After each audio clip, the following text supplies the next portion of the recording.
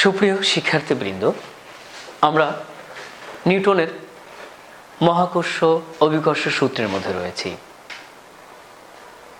তাই ভনিতা না করে সরাসরি সূত্রে চলে যেতে চাই। সবার আগে আমাদের প্রথম কাজ, তোমরা সবাই সূত্রটি মুখস্থ করে এসেছো কিনা সেটা যাচাই করা। আমাদের গাইড টিচার অবশ্যই সেটা দেখবেন। আশা করি তোমরা সবাই মুখস্থ করেছো।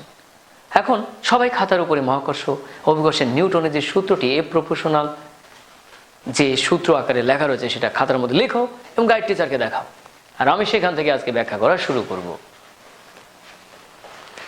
মাই ডিয়ার স্টুডেন্টস, আশা করি তোমরা সবাই লক্ষ্মী, আল্লাহ সাক্ষী, সে অনুযায়ী তোমরা লিখেছো। এখন আমি দেখে লিখতে পারি কিনা তোমরা মিলিয়ে নাও। ভুল হলে বলবে ভুল, আর সঠিক হলে বলবে সঠিক। দেখি তোমরা পারো কিনা, আমি ভুল করছি না সঠিক করছি দেখো, আর আমাকে আজকে শেখাও। সূত্রটা ছিল মনে হয় m1 m2 d proportional f, তাই না? এটা ছিল না? এটা ভুল না সঠিক বলো, বলতে পারো? আচ্ছা, বুঝতে পেরেছি। ও, এটা ভুল। আচ্ছা, সঠিকটা কি তাহলে? এটা না, a proportional m1 m2 by d। এটা বলো, কি ভুল না সঠিক চিন্তা করো। আচ্ছা, ভুল হয়েছে মনে হয়। তাহলে কি হতে পারে? a proportional m1 m2 by d square, এইটা না? এটা সঠিক, তাই না? কি ভুল বললাম নাকি? তোমরা মনে করছো এটা সঠিক? ঠিক তো? আমি ঠিক দিব? প্রিয় শিক্ষার্থীবৃন্দ, হ্যাঁ, মনে হচ্ছে আমাদের কাছে এটা সঠিক, এ proportional m1 m2 by d square. কিন্তু আসলে এটা ভুল। কেন ভুল? এটাও ভুল, কারণ স্কয়ার নেই। এইটা কিন্তু হওয়ার কাছাকাছি ছিল, কিন্তু d স্কয়ার নেই। সুপ্রিয় শিক্ষার্থীবৃন্দ, তাহলে আমরা জানলাম নিউটনের সূত্রটা originally f proportional m1 m2 by d square.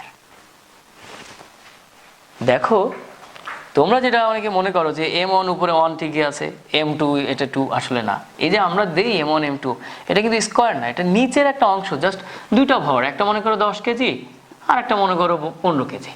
তাহলে দুটোকে আলাদা বোঝানোর জন্য আমরা ধরি এটাকে m1 মানে প্রথম ভর, আর এটাকে ধরি m2 মানে দ্বিতীয় ভর। তাই দ্বিতীয়, প্রথম, চতুর্থ এগুলো লিখতে হলে নিচে লিখতে হয়। কেউ ভুলে এরকম উপরে লিখে রাখে, আর সেটা কিন্তু ভুল করে। আমরা কিন্তু তা করব না, ঠিক আছে? তাহলে আমরা জানলাম যে m1 m2 মানে প্রথম, দ্বিতীয়, তৃতীয়, চতুর্থ এরকম লিখতে হলে আমরা তখন নিচের দিকে লিখবো। অর্থাৎ যদি প্রথম ভর তখন হচ্ছে m1, দ্বিতীয় ভর m2, তৃতীয় ভর m3, চতুর্থ ভর m4। কিন্তু এটা কিন্তু m স্কয়ার, এটা হচ্ছে স্কয়ার, স্কয়ার বর্গ। আর এটা দ্বিতীয় ভর, প্রথম ভর, দ্বিতীয় ভর, তৃতীয় ভর, চতুর্থ ভর। এই কিন্তু এটা কিন্তু স্কয়ার, কিউব উপরে দিলে কিউব হতো, m কিউব। m কিউব আর m3 এক নয়। সুতরাং বি কেয়ারফুল, না বুঝলে, না পারলে আন্ডা একেবারে ফুল, be careful. So my dear, m1 m2 কিভাবে লিখতে হয় তা আমরা দেখলাম। এবং স্কয়ার আর এই 2 এর মধ্যে পার্থক্য হচ্ছে দ্বিতীয় ভর, এটা কিন্তু স্কয়ার মানে যা হবে, মানে ডি এর মান যা হবে তার বর্গ হবে।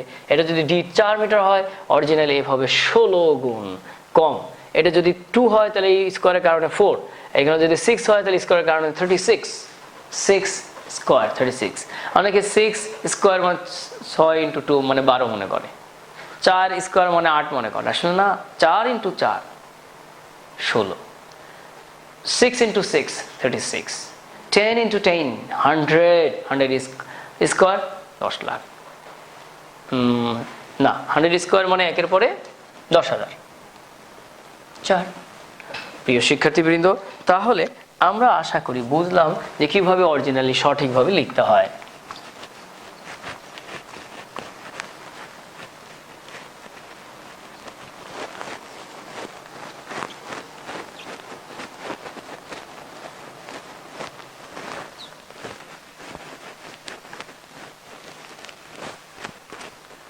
তাহলে মহাকর্ষীয় সূত্র আমরা জানি যে এই পৃথিবীর প্রতিটি বস্তুকণা আরেকটি বস্তুকণাকে বা একজন আরেকজনকে আকর্ষণ করে। এই আকর্ষণ বলের মান বস্তুদ্বয়ের ভরের গুণফলের সমানুপাতিক আর দূরত্বের বর্গের ব্যস্তানুপাতিক। অর্থাৎ একটা যদি বাড়ে আর একটা বাড়ে, সেটা কি ভরের সাথে সম্পর্ক। তাহলে ভরের সাথে হচ্ছে ভর যত বাড়ে আকর্ষণ তত বাড়ে, ভর যত কমে আকর্ষণ তত কমে।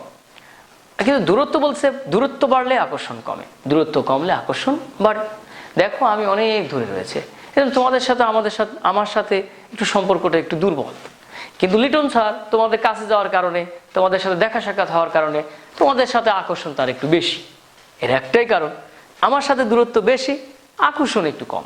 কিন্তু লিটন স্যারের সাথে দেখো অনেক সময় তোমাদের সাথে দেখা হয়েছে, ভালো সম্পর্ক তৈরি হয়েছে, ফলে তার প্রতি আকর্ষণ কিন্তু বেড়ে গিয়েছে। দূরত্ব কমলে আকর্ষণ বাড়ে, আর দূরত্ব বাড়লেই আমার মতো অধম, আকর্ষণ কমে যায়, দূরে রয়েছে, আমি মরে গেলেও মনে হয় না তোমরা কষ্ট পাবে। তো যাই হোক সুপ্রিয় শিক্ষার্থীবৃন্দ, আসল কথা এটা যে কোনো বস্তু মধ্যে আকর্ষণ যে বিকর্ষণ বল এফ, সেটা হবে দূরত্বের বর্গের ব্যস্তানুপাতিক আর ভরের গুণফলের সমানুপাতিক। আর আজকে এই সূত্রটা মুখস্থ করায় আবারও শুরু করলাম, কিন্তু এর সাথে রিলেটেড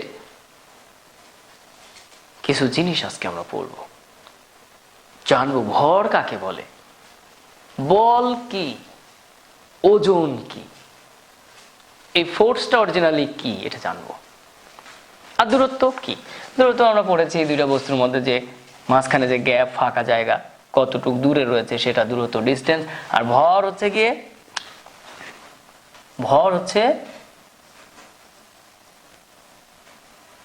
ভরটা কি বলো, পদার্থের পরিমাণ। কোন একটি বস্তুর মধ্যে কি পরিমাণ পদার্থ রয়েছে সেটাকে বলা হয় ভর। ভরের একক হচ্ছে কেজি, এটাকে এর একক হচ্ছে কেজি, SI একক। তোমরা আগেই জেনেছো বিভিন্ন একক, ক্লাস 6 থেকেই জেনেছো। সাব ইন্সপেক্টর নয়, system of international, CGS, MKS, এগুলো তোমরা পড়েছো। FPS ফুট পাউন্ড সেকেন্ড, আর তারই সেই আঙ্গিকে আমরা পড়লাম ভর হচ্ছে গিয়ে পদার্থের পরিমাণ। পদার্থের পরিমাণ, কি পরিমাণ পদার্থ রয়েছে সেটা মূলত ভর। তার একক, সেই একক হচ্ছে কেজি। গ্রামও রয়েছে CGS এককে, মেট্রিক টন, টন এগুলো তোমরা শিখেছো, কুইন্টাল। শুধু এইখানে জানতে হবে ভরের SI একক হচ্ছে কেজি আর CGS একক হচ্ছে গ্রাম। প্রিয় শিক্ষার্থীবৃন্দ, তাহলে আমরা জানলাম যে পদার্থের পরিমাণ হচ্ছে ভর, আর সেই ভরের একক হচ্ছে কেজি, এর CGS একক কিন্তু গ্রাম। এইবার আমরা জানবো ওজন। ভর আর ওজন, এই ওজনের মধ্যে আর ভরের মধ্যে পার্থক্য কি সেটাও আমরা শিখব।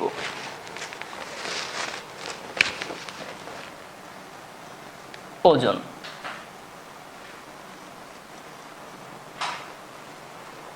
তোমার মাথার উপরে কেউ মনে করো 50 কেজি চাউল তুলে দিল, তুমি অনেক কষ্ট পাচ্ছ। আরেকজন এসে আরো 20 কেজি তোমার মাথায় তুলে দিল, তোমার মাথা মনে হয় ভেঙে, ঘাড় ভেঙেই পড়ে যাবে। এর অর্থ কি? ভর যত বাড়ছে ওজন তত বাড়ছে। অর্থাৎ এই পদার্থের পরিমাণকে পৃথিবী নিচের দিকে টান দিচ্ছে। তোমার মাথার উপরে যখন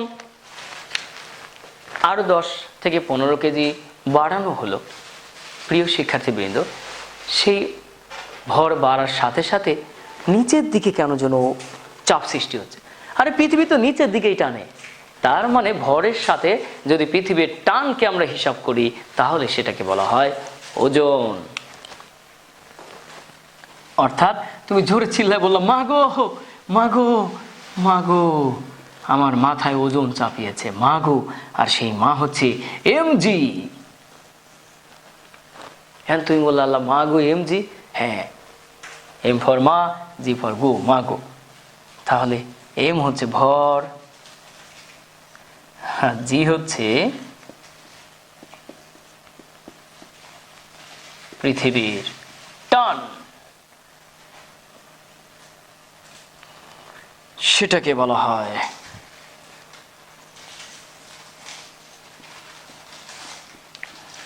অভিকর্ষজ ত্বরণ।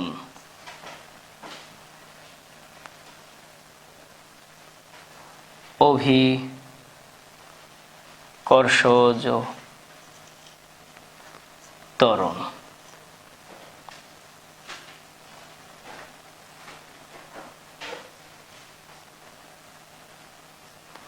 সেই ভর হচ্ছে অভিকর্ষ ত্বরণ, ভর ইন্টু পৃথিবীর টান। আর টানটাকে আমরা জানি কি বলো, পৃথিবীর টানটাকে আমরা জানি অভিকর্ষ ত্বরণ। কারণ আমরা জানি পৃথিবীর সাথে কোনো বস্তু যে আকর্ষণ, তার নামই হচ্ছে অভিকর্ষ। আর তার কারণে বস্তুর যে বেগ বৃদ্ধি পায়, যে বল বৃদ্ধি পায়, বেগ বৃদ্ধি পায়, সে বেগ বৃদ্ধির হারকে ত্বরণ বলে। পৃথিবীর টানের কারণে কোনো বস্তু যখন নিচের দিকে ফেলে দেওয়া হয়, তখন তুমি একটু খেয়াল করবে, আমি মার্কারটাকে ঠিক এখান থেকে ফেললাম, মাথার উপর ব্যথা পাবো না, কিন্তু দেখো আমি ফেললাম, কত জোরে শব্দ হচ্ছে। তুমি আরেকটু খেয়াল করো, আমার মাথায় ফেললাম, তোমরা কিন্তু শব্দ পাচ্ছ না, কিন্তু আমার নিচে পড়ে গেল, অনেক জোরে শব্দ পেলে। এর অর্থটা কি জানো প্রিয় শিক্ষার্থীবৃন্দ? এই যে আমি আবার তুলে দেখাচ্ছি, এর অর্থটা হচ্ছে তুমি যখন নিচের দিকে যত ফেলতেছো, যত নিচে যাচ্ছে তত জোরে আঘাত খাচ্ছে। কিন্তু এখানে দূরত্ব কম ছিল, আস্তে হয়েছে, শব্দ পাচ্ছ না, কিন্তু নিচে ঠাস করে শব্দ পেয়েছো। এর কারণ যত নিচে যায় তত বেগ বৃদ্ধি পায়, আর বেগ বৃদ্ধির হারকে তোমরা শিখেছো ত্বরণ, তোমাদের রয়েছে স্মরণ। তোমাদের তাহলে হবে না কি মরণ। তোমরা তো এভাবে করেছো ক্লাস 7-এ বরণ, যে বেগ বৃদ্ধির হারকে বলে ত্বরণ। আর যেহেতু পৃথিবীর আকর্ষণের কারণে এটা ঘটছে, তাই এটা অভিকর্ষজ ত্বরণ। প্রিয় শিক্ষার্থীবৃন্দ, কোনো বস্তুকে উপর দিক থেকে ছেড়ে দিলে বস্তুটা অটোমেটিক নিচের দিকে পড়তে থাকে, কারণ পৃথিবী তার উপর আকর্ষণ করে নিচের দিকে টেনে আনে। যত বেশি নিচে পড়তে থাকে তত বেশি আকর্ষণ বাড়তে থাকে। উপর থেকে একটা ছোট্ট পাথর কণা যদি ফেলে তোমার মাথার উপরে দেওয়া হয়, তোমার মাথা কেটে যাবে, অথচ এখান থেকে তুমি ফেলবা, কিচ্ছুই হবে না। এর কারণ এই বেগ বৃদ্ধি পাচ্ছে না, যত নিচে পড়বে তত বেগ বা ভেলোসিটি বৃদ্ধি পাবে। সুপ্রিয় শিক্ষার্থীবৃন্দ, আমার সোনামানিকের টুকরারা, তাহলে জেনে নিলা, যত বেশি নিচে পড়বে পৃথিবী তত বেশি আকর্ষণ করবে, তত বেগ বৃদ্ধি পাবে। আর বেগ বৃদ্ধির হারকে ত্বরণ বলে। আর এই ত্বরণ ঘটছে পৃথিবীর আকর্ষণের কারণে, তাই এটাকে বলে অভিকর্ষজ ত্বরণ। তাই এটাকে বলবে অভিকর্ষজ ত্বরণ। তোমরা দেখো, এটা হচ্ছে অভিকর্ষজ ত্বরণ। একে বলা হয় জি, আর এটাকে বলা হয় এম। আর তোমরা এটাও জানো, ভরের একক হচ্ছে কেজি, আর অভিকর্ষ ত্বরণ জি এর একক হচ্ছে, ত্বরণ মানে কি, মিটার পার সেকেন্ড স্কোয়ার। তাহলে ওজন হবে KG metre per second square, তাকেই বলা হয় 1 নিউটন।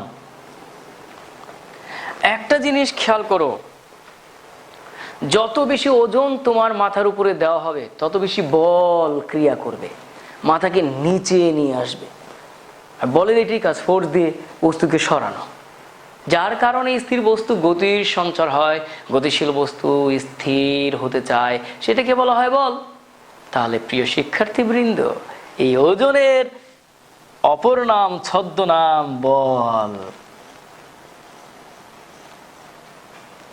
এই যে তাহলে বল মানেই ওজন, লেখা যায় ফোর্স মানেই ওয়েট, ওয়েট মানে মাগো, মাগো। ভর ইন্টু ত্বরণ, ভর ইন্টু ত্বরণ, তার নাম ওয়েট, তার নামে ফোর্স। তাহলে ভর আর ওজন এক নয়। ওজনের এককও নিউটন, বলের এককও নিউটন। বল এবং ওজন নির্ভর করে দুটি জিনিসের উপরে, একটি ভর, একটি অভিকর্ষ ত্বরণ। আর বস্তুর ভর শুধু পদার্থের পরিমাণের উপর নির্ভর করে। তাহলে মাই ডিয়ার ফুল কেয়ার, বাসা থেকে লিখে নিয়ে আসতে হবে ভর ও ওজনের পার্থক্য। পার্থক্য সুন্দর করে লিখে নিয়ে হোমওয়ার্ক, ভর ও ওজনের পার্থক্য। তাহলে আমরা আজকে প্রথমে দেখলাম কিভাবে সমীকরণটা লিখতে হয় মহাকর্ষীয় সূত্রের, নিউটনের ভর কি, তার একক কি, ওজন কি, তার একক কি, ভর ও ওজনের মধ্যে পার্থক্য, আর ভর আর ওজন এক নয় এটা জানতে পারলাম। আর ওজন আর বল কিন্তু সেম, শুধু পাল্টে গিয়েছে তাদের নেম, কিন্তু বল আর ওজন সেম।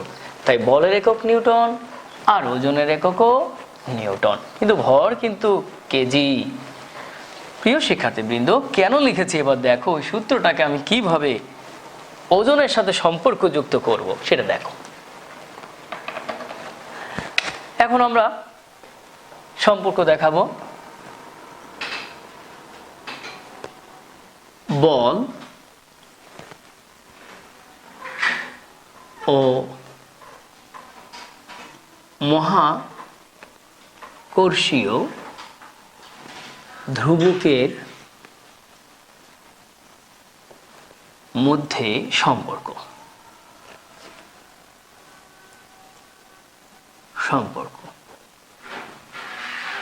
পার্ট 1, প্রথম পার্ট এটা, দ্বিতীয় পার্ট।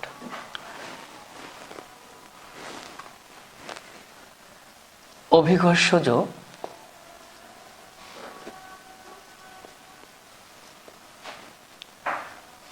ত্বরণের সাথে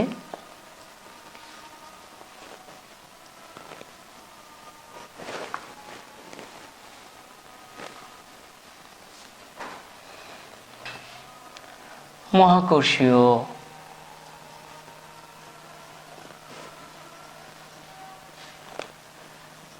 ধ্রুবকের সম্পর্ক।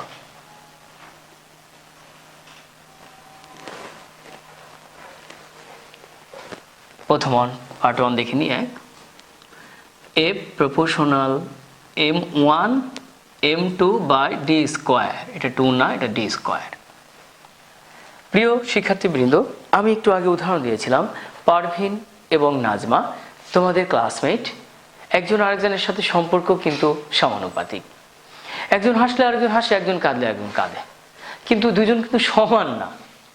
ধরো পারভিনের ওজন 100 কেজি, ভর 100 কেজি, আর Nazma, Parveen for P 100 KG, Nazma for N 50 KG. এদের সম্পর্ক হচ্ছে সমানুপাতিক। 100 কেজি প্রপোর্শনাল 50 কেজি, সমান না কিন্তু। এ হাসলে এও হাসে, কাঁদলে এও কাঁদে, কিন্তু দুজন সমান না। এখন এই সমানুপাতিককে যদি উঠায় সমান বানাতে চাও, এর মধ্যে 100 কেজিকে যদি সমান বানায় দাও, সমান 50 কেজি, এটা কি হয় বলো? এটা মানুষ হাসবে না? সমান বলো? তাহলে কি করতে হবে? 2 গুণ করতে হবে, তাহলে সমান হলো। তাহলে সমান চিহ্ন ব্যবহার করতে পারবো যখন সমান হবে। কিন্তু যখন সমান চিহ্ন ব্যবহার করলাম সমানুপাতিক থেকে, তখন কিন্তু একটি সংখ্যা এনেছি, এটার নাম ধ্রুবক সংখ্যা।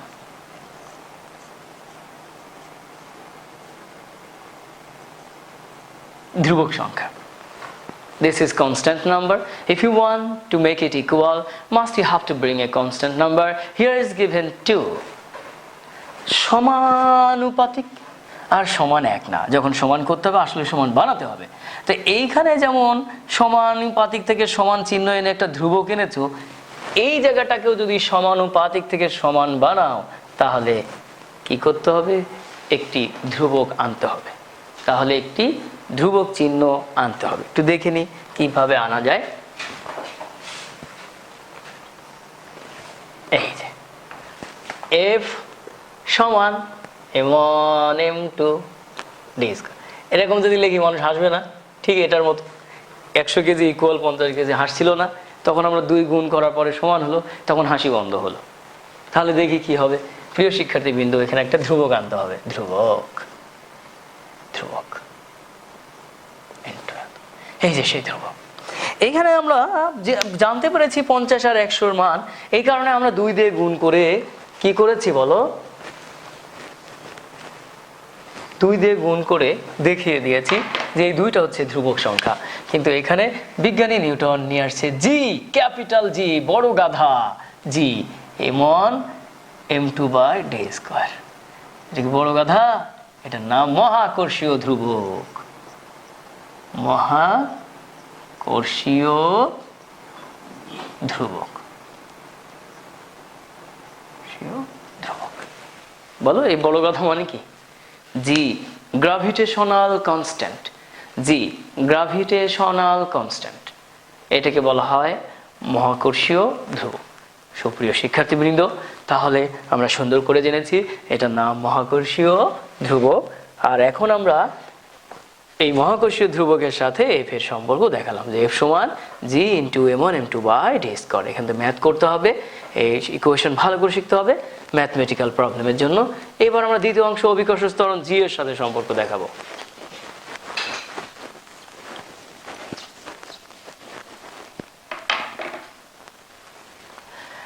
এখন দেখো, এখান থেকে এটা 1 নম্বর সমীকরণ দিলাম, এটা মহাকর্ষীয় ধ্রুবকের সাথে সম্পর্ক। এই জি এর আলাদা মান রয়েছে, এগুলো আমরা পরবর্তী দিন ভালো করে শিখব। আজকে আমরা সমীকরণে চলে যাব।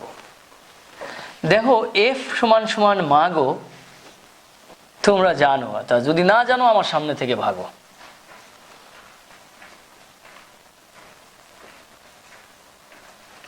একটু আগেই পড়েছি ওয়েট বা ওজন সমান বল, বল সমান মাগো। তাহলে আমরা লিখতে পারি যে এফ সমান মাগো।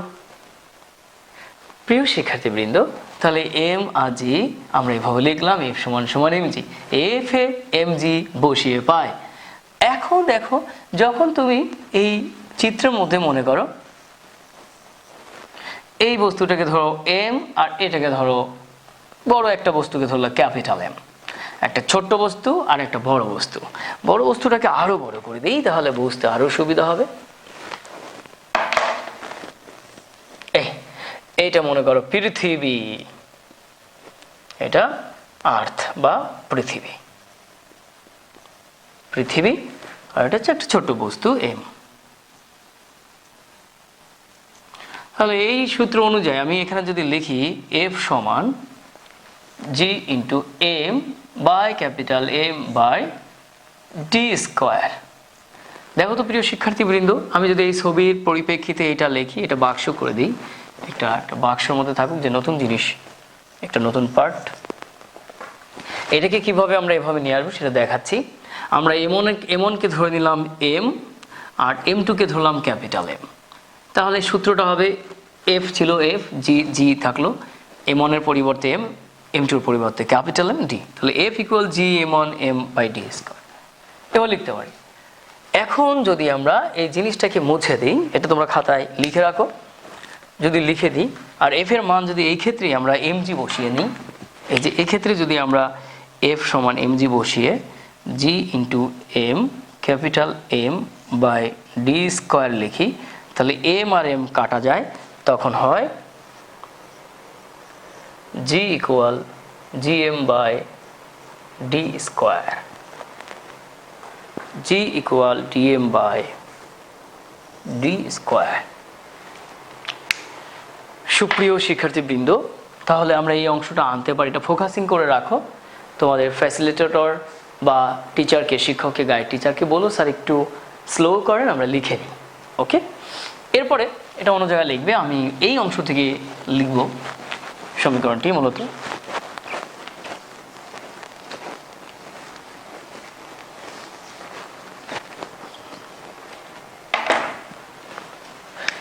যে এখানে যদি M1 কে M ধরি আর M2 কে ক্যাপিটাল এম, পৃথিবীর ভর ধরি, এটা হলো বস্তুর ভর,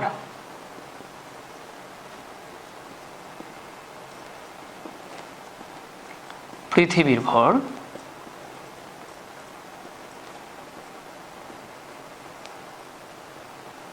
তাহলে আমরা এই সমীকরণ এখানে লিখতে পারি, বা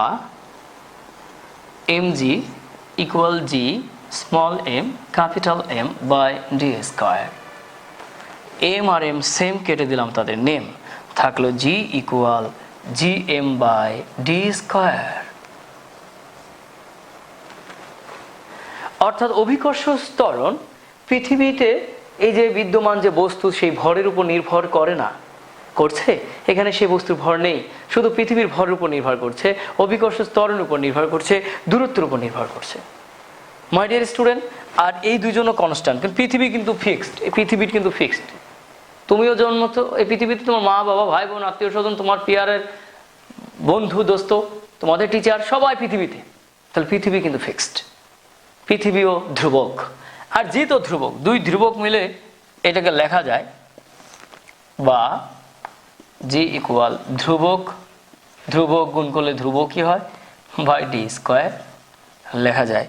এই ধ্রুবককে আর সমান চিহ্নকে উঠাই দিলে ওই যে আগে আমরা লিখেছিলাম, এই যে ধ্রুবক আর সমান চিহ্ন পরিবর্তে প্রপোর্শনাল, আবার প্রপোর্শনালের পরিবর্তে ধ্রুবক ও সমান চিহ্ন, একটা থেকে আরেকটা আমরা অটোমেটিকভাবে আসতে পারি।